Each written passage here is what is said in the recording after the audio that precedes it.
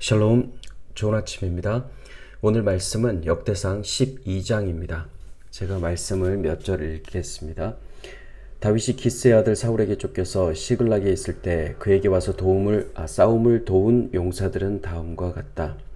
이들은 좌우 양손으로 무리매도를 던질 줄도 알며 화살도 쏠 줄 아는 사람들로서 활로 무장을 한 사람들인데 베냐민 지파 사울의 일족이다. 8절입니다. 갓 지파 가운데서 광야에 있는 요새로 다윗을 찾아간 사람들이 있었다. 그들은 용맹스러운 용사들이요 방패와 창을 다룰 줄 아는 싸움에 익숙한 군인들이다.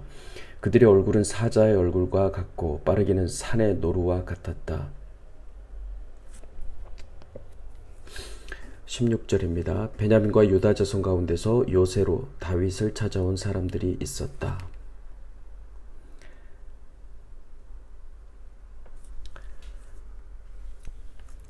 오늘 12장 전반부는 다윗이 사울에게 쫓기던 시절 시글락과 광야 요새에서 있었던 일을 기록하고 있습니다. 1절부터 7절은 다윗의 마지막 도피처인 시글락에 그를 도우러 온 베냐민 용사들의 명단을 보여줍니다. 당시 다윗은 가드왕 아기스의 허락으로 그의 추종자 600명과 1년 4개월간 시글락에 거주했습니다. 그때 싸움에 능숙한 베냐민 용사 23명이 다윗을 찾아옵니다. 베냐민 용사는 양손으로 활을 쏘고 물매를 돌리는 재주로 유명했습니다. 그들은 베냐민 지파로 사울의 동족이었으니 다윗과는 반대편인데요. 오늘 다윗의 군대를 도우러 온 것입니다. 8절부터 15절은 다윗의 피난 초기 광야의 아둘람과 엔게디의 요새에 있을 때 전향한 갓 지파 11명 용사의 명단입니다. 이들은 무기를 능숙히 다루며 8절에 나온 것처럼 얼굴은 사자 같고 빠르기는 산의 사슴 같은 민첩한 사람들이었습니다. 이들은 제1월 요단이 범람하는 시기에 위험한 시기에 다윗에게 합류했고 도강을 방해하는 강을 건너는 걸 방해하는 강 양쪽 주민을 쫓아냈습니다. 이들 또한 자발적으로 사울을 버린 자들입니다. 오늘 이 장면은 하나님을 만날 때 우리의 마음가짐이 어떠해야 하는지 보여줍니다. 요단강이 범람하는 이때 강을 건너지 않으면 기회는 사라집니다. 나중에요, 좀 안정이 되면요, 문제가 해결되면요 라며 요단강이 마를 때까지 미룰 시간이 없습니다. 지금이 바로 은혜 받을 만한 때요, 지금이 구원의 날인 것입니다. 근데 문제가 하나 있습니다. 목숨 걸고 어렵게 다윗을 찾아온 베냐민과 유다의 용사들과 다윗 사이에 반드시 짚고 넘어가야 할 부분이 있습니다. 그것은 무엇일까요? 그것은 그들의 왕이 누구냐, 누가 그들의 주인이냐의 문제입니다.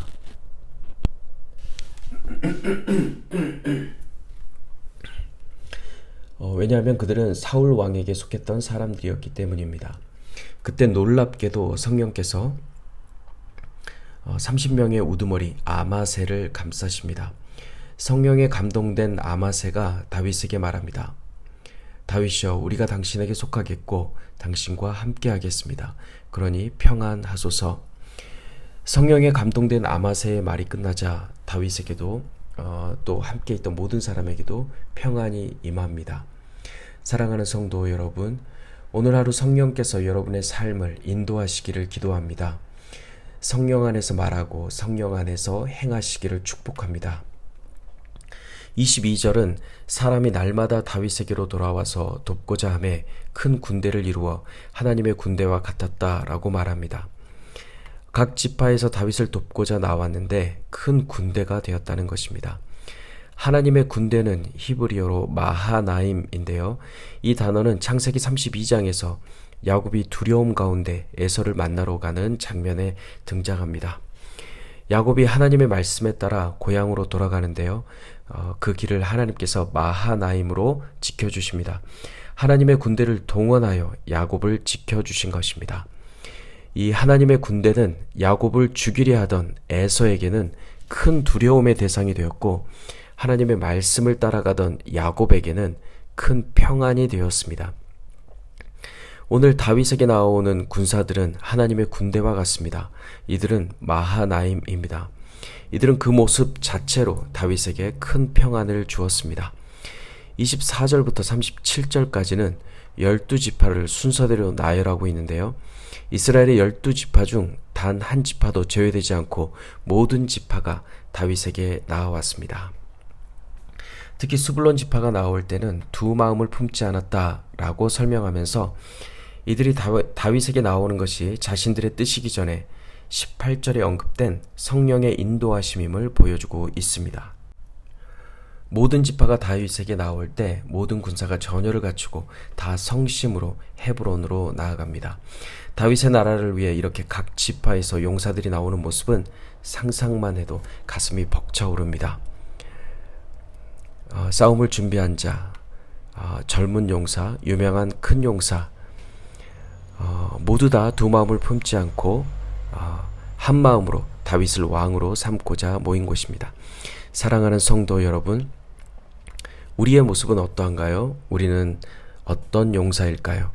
각 개인은 참으로 연약하고 날마다 죄 가운데 빠지는 참으로 비참한 존재입니다. 그럼에도 불구하고 하나님은 우리에게 전신갑주를 입혀주십니다.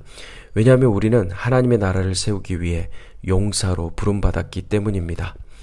나는 아직 싸울 준비가 안 됐는데, 나는 싸움을 잘하는 용사가 아닌데, 나는 무기를 다룰 줄 모르는데 라며 머뭇거리거나 주저하지 마십시오.